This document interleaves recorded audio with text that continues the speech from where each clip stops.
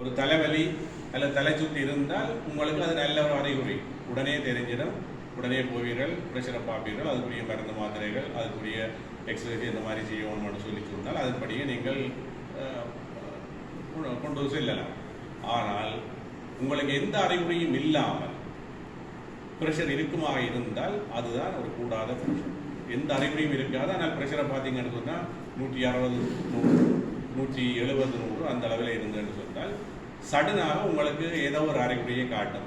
கை கால் வழங்க முடியாமல் போகிறது, அதை சொல்வது பக்கவாதம் என்று.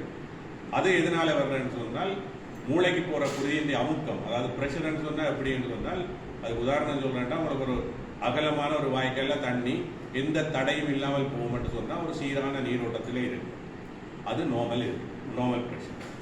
இதே நீங்கள் உட்கொள்கிற கொழுப்பு சாப்பாடுகள் இதுகளால் உள்ளுக்கு ஒரு அடைப்பு வரும், கொழுப்பு படிய தொடங்கும், அந்த இரத்த குழாய்களில் கொழுப்பு படிய தொடங்கும்.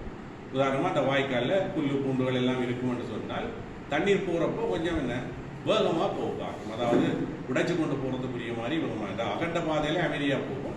அதை ஒடுக்கி விட்டோம்னு சொன்னால் எந்த இடத்துல அது உடைக்கிறது தெரியாமல் வேகமாக போகும். அதுதான் அந்த உயர் ரத்த அழுத்தம். உங்களோட இரத்த குழாய்களில்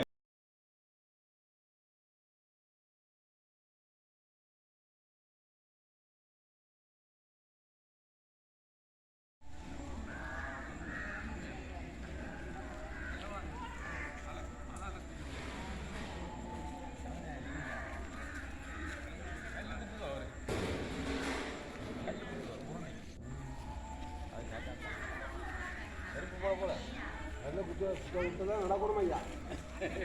அப்போதான் இந்த கரண்ட் மாதிரி அதை ஒரு உதவி பண்ணும், உணர்ச்சியிலாம் வெளிப்படும். கல் குத்தவங்க செலவு கூட பிள்ளைக்கு குத்தவணும் கல், அப்போ தான் இந்த உணர்வுகள் சரியாக தூங்க.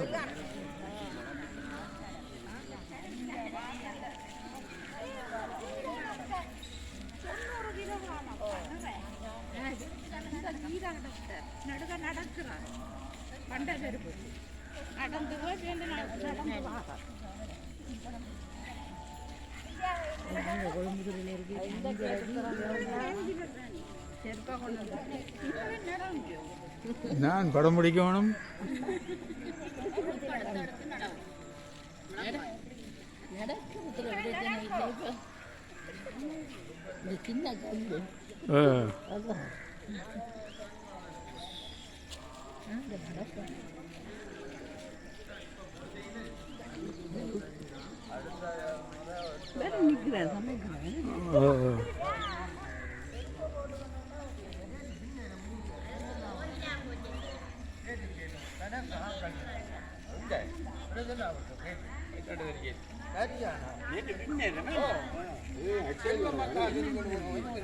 அடிபட்டு